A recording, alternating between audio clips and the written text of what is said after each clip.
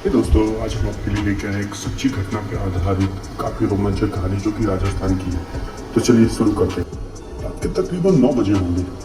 राजस्थान के एक पुरानी बस स्टैंड में एक आदमी बस का इंतजार कर रहा था। उसका नाम रवि था। वो पेशे से टीचर था। उसके घर जाने में आज काफ़ी लेट हो चुकी थी, तो वो बस का इंतजार कर रहा था। तभी उसने देखा कि धुएं से एक पुरानी बस आ रही है जिसमें काफ़ी खड़खड़ाहट की आवाज़ आ रही थी। बस बहुत ही पुरानी थी। रवि ने बिना कुछ सोचे समझे बस में चढ़ने का फैसला किया। रवि अंदर बैठा और जाकर एक साइड की सीट पे बैठ गया।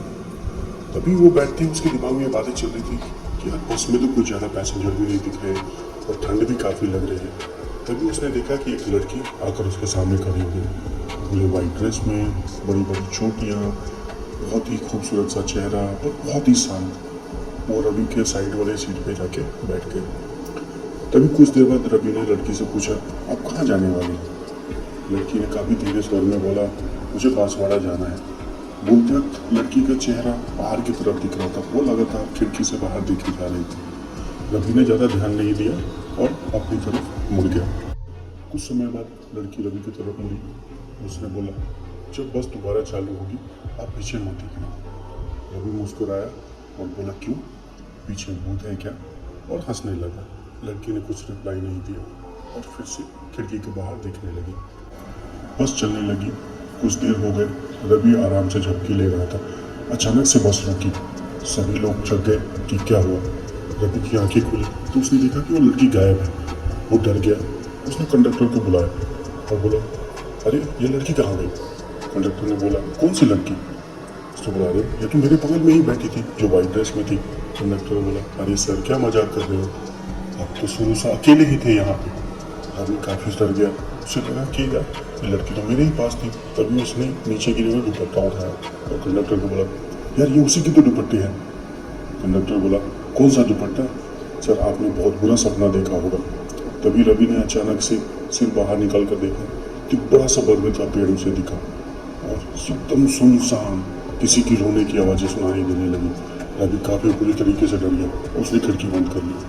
तभी उसकी नज़र ड्राइवर के बगल वाले शीशे पर पड़ी और उसने देखा कि कोई औरत पीछे की सीट पे बैठी है, लेकिन उसका चेहरा पीछे की तरफ है। रवि काफ़ी बुरी तरीके से डरा हुआ लग रहा था। ड्राइवर ये सब चीज़ें देख रहा था।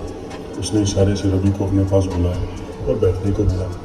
फिर उसने बोला, साहब हो सकता है आपको इस बातों पर यकीन ना हो, लेकिन आपने जो लड़की को देखा होगा उसका नाम मीरा है। कई साल पहले उसको इसी बरगद के पेड़ के नीचे बलि दी गई थी। रवि काफ़ी गुस्से में बोला, यार क्या मजाक कर रहे हो, आज के समय में ऐसा भी होता है क्या? ड्राइवर ने बोला, सर आप शायद यकीन ना करें, लेकिन जो मिलेंगे मीरा के गांव वाले हैं वो इन सब चीज़ों पे काफ़ी बिलीव करते हैं। बलि प्रथा उनके लिए एक भगवान की पूजा के बराबर है। उन्होंने मीरा का बलि दिया था यहाँ पे। फिर रवि काफ़ी डरा हुआ था। वो बोला कि मुझे नहीं पता अगर तुम क्या बोल रहे हो, लेकिन मैं इन चीज़ों पर यकीन नहीं करता। ड्राइवर ने बोला, सर हो सकता है वो मीरा ही होगी जो हमेशा इस बस में आती है और बहुत सारे पैसेंजर इस तरह से उसके बारे में बातें करते हैं। ये रवि सोचा समझा और जाकर अपने सीट पे बैठ गया। फाइनली बस अपने स्टेशन पे पहुंची। रवि उतरा और सीधे अपने घर चला गया। उसने खाना वाना खाया और सो गया। अचानक से उसे सपने में मीरा दिखी। वो काफ़ी ज़्यादा डर गया और डर के मारे उसकी नींद खुल गई। वो काफ़ी बेचैन हो गया, घर में इधर उधर घूमने लगा।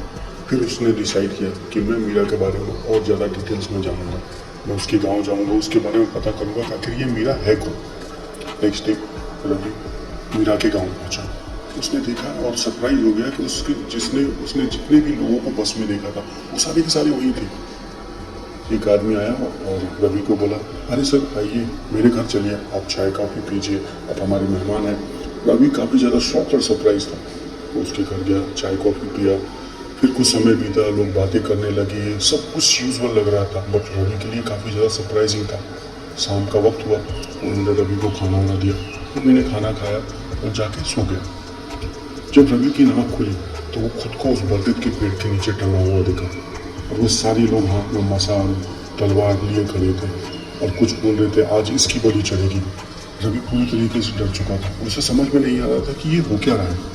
वो काफ़ी शौक था और लोगों को बोला था, आप क्या बेवकूफ़ी कर रहे हैं, ये सब गलत है, बट कोई सुनने को तैयार नहीं। रवि के अंदर जैसे कि खून जम गई। चारों तरफ अंधेरा, काफ़ी जगह सुनसान, डरावनी सी आवाज़ें। तभी अचानक से एक धुआं सा उठता है, उसे मीरा का परछाई दिखता है। ये सब देखकर रवि बेहोश हो गया। उसे पता ही नहीं चला कि क्या हो रहा है। कुछ समय बाद जब उसकी नींद खुली तो सुबह हो चुकी थी। उसके सामने पुलिस वाले खड़े थे। रवि ने पुलिस वालों से पूछा, अरे सर, यहाँ बरगद का पेड़ था, वो क्या हुआ? पुलिस वाले ने रवि के कंधे पे हाथ रखा और बोला, कल रात में काफ़ी तेज तूफान और बिजली गिरी थी। बिजली गिरने की वजह से पूरा पेड़ जल के राख हो गया और कुछ लोग उसके बाद मिसिंग भी है। भगवान की कृपा से तुम बच गए, तुम्हें कोई भी खरोच नहीं मिला। रवि के लिए यह सब समझना बहुत ही मुश्किल था। उसको समझ ही नहीं आ रहा था कि हो क्या रहा है, या ये कहानी है, या कोई फ्रिक्शन चल रहा है, या फिर ये उसका सपना है। वो पूरी तरीके से शॉक था। फिर पुलिस वालों ने उसे समझाया और उसे घर जाने की सलाह दी। रवि कैसे कैसे कर अपने घर पहुंचा। 2-3 दिन आराम किए। फिर उसने डिसाइड किया कि ये सब चीज़ें एक सपना है, मैं इन चीज़ों पे यकीन नहीं करता, और फिर अपनी रोज़मर्रा की ज़िंदगी में लग गया। कुछ दिन बाद फिर से वो अपने स्कूल में पढ़ाना शुरू कर चुका था। एक दिन फिर उसके स्कूल में जाते वक्त उसको काफ़ी लेट हो गई और उसे घर वापस जाना था। वो फिर से उसी बस स्टैंड पर पहुंचा। रात की काफ़ी देर हो चुकी थी। वो बस का इंतज़ार कर रहा था। तभी उसने देखा एक मोटा आदमी उसके पास आया और उससे पूछा, क्या आप बांसवाड़ा का बस का इंतज़ार कर रहे हैं?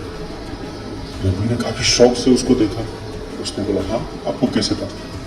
बोला, साहब, अब वो बस नहीं चलती, वो बस बंद हो चुकी है। रवि पूरी तरीके से शॉक हो चुका था और उसके डर एकदम आसमान पे पहुंच चुके थे। ये थी कहानी उस बस स्टैंड की। मुझे नहीं पता आपको इस पर कितनी यकीन होगी, बट ये कहानी पढ़ के मेरे तो रोंगटे खड़े हो गए थे। आई होप कि आपको भी पसंद आया होगा। हमें और सजेस्ट कीजिए आपको किस टॉपिक पे वीडियो बनाना है, प्लीज़ शेयर।